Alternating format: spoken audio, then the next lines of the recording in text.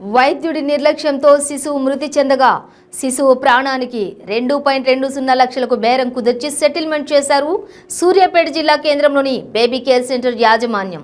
ఈ వ్యవహారంలో ఐఎంఐ మధ్యవర్తి వహించి సైలెంట్గా సెటిల్మెంట్ చేయగా శిశువును పోగొట్టుకున్న తల్లి మాత్రం శోకసంద్రంలో మునిగిపోయారు. బాధితులు తెలిపిన వివరాల ప్రకారం జిల్లా కేంద్రంలోని కుడకుడకు చెందిన బూరా ఉపేందర్, శోభా దంపతులు రెండవ బాబుకు టీకా వేయించడంతో జ్వరం వచ్చింది. దీంతో తల్లిదండ్రులు భయంతో సదరు ఆసుపత్రికి తీసుకుని వెళ్లగా పరీక్షించిన వైద్యులు పరీక్షలు చేయాలని సిబ్బందికి చెప్పారు. బాబుకు జ్వరం రావడంతో జిల్లా కేంద్రంలోని బేబీ కేర్ సెంటర్కు తీసుకుని వచ్చారు. బాబుని పరీక్షించిన డాక్టర్ పరీక్షలు చేయాలని సిబ్బందికి చెప్పి వెళ్లిపోయారు.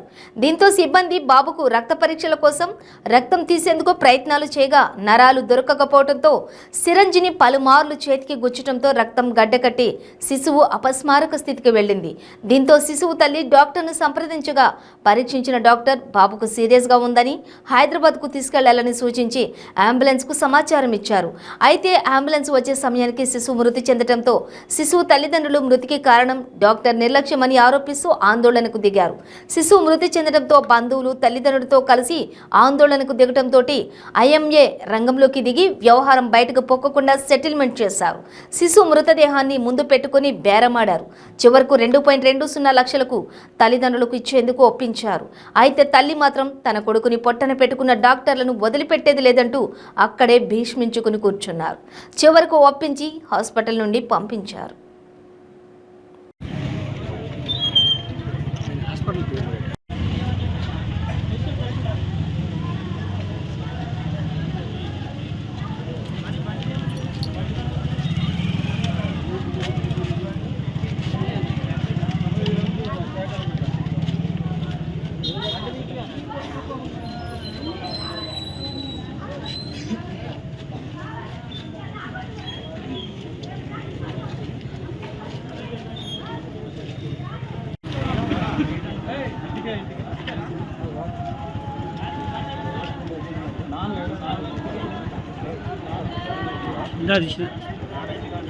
తల్లిని